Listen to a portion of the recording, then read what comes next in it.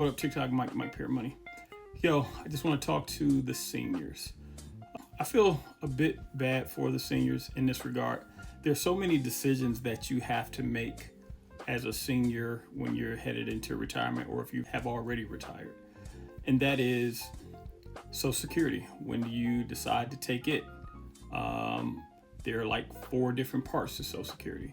There's Part A, which is hospitalization. There's Part B, which is doctors. There's Part C, which you can actually buy insurance for. And then there's Part D, which is prescription drug. And so on the Part C, that is used because Medicare only pays, I think, 80% of the amount. And so you have to pay for the other 20% out of pocket.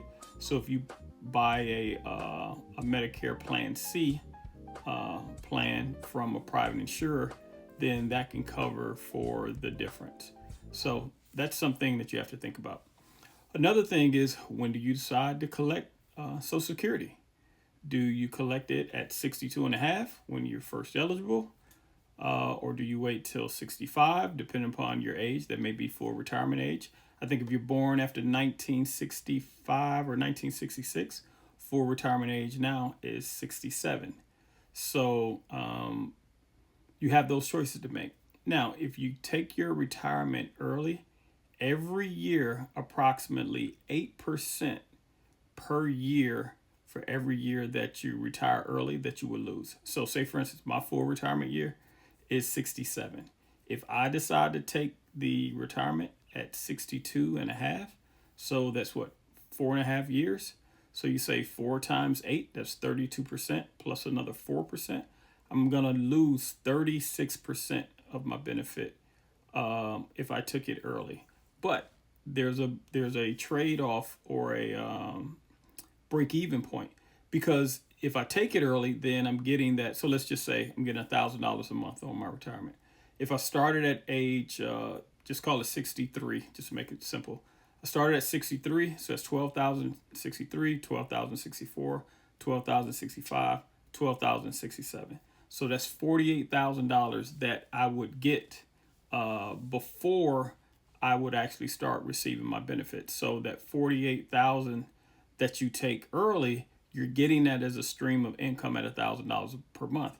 However, it is going to be lower. So I said it's about 36% lower. So let's just say, easy math, say I'm at $1,000. If I wait to 67, say I get $3,600. $1,360. Yes.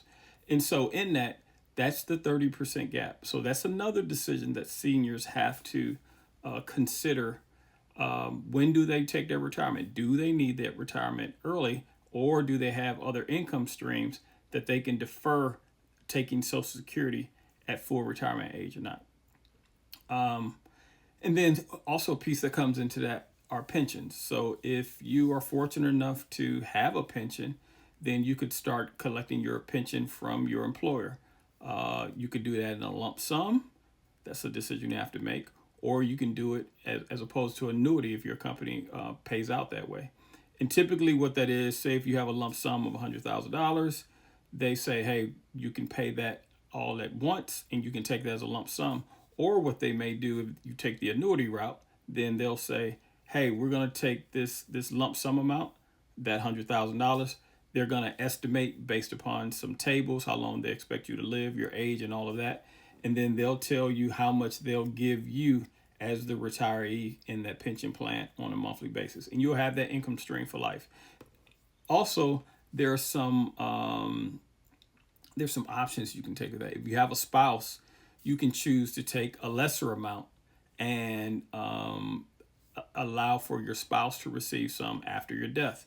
There's a couple of different ways you can do that, and they're typically on percentages. You can like a 10%, 15%, I think it's up to a 50%. And so like if I took it just as a death benefit for me, then my retirement will be, say, $1,000 a month. However, if I want to include my spouse in, maybe it drops me down to $800 a month. And then after I pass, then my spouse, say, may get $600 a month for the rest of her life. That's another decision that you have to make. So there are just too many decisions, I think, in regards that seniors have to make. And so here's another thing. So I talked a little bit about Medicare earlier. Did you realize that for Medicare, you have to pay for it? I didn't know that. And so what happens is when people start to collect their Social Security, uh, Medicare is typically deducted from that payment amount. And if you make over a certain amount of money, you can actually have to pay a premium in addition to that charge for the Medicare costs. So these are just all these different nuances and decision points that you have to make and understand. But part of why I'm doing this video is that I want people to be educated. So if you're a senior yourself, hopefully you learned something from what I talked about today. And I can go into more specific details and giving examples about these decisions that you have to make. If you already are aware of them, then I'm grateful that that you're educated. Tell someone else. For those of you that are planning for your retirement, say in the next 10 to 15 years, think about some of these things. Think about the choices. Think about things that you may need to set up if you want to wait until you're full retirement age. And you can go as even long as 70 years old to delay accepting your Social Security. And then there's some people believe that Social Security may not even be around by the time that they retire. So hopefully this was helpful for seniors. I'm recently retired, so I guess I'm in that senior category myself, and I have some of these decisions to make.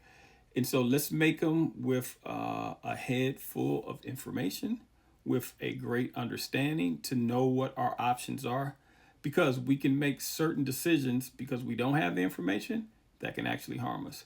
Thank you. This is Mike for Mike Peer Money.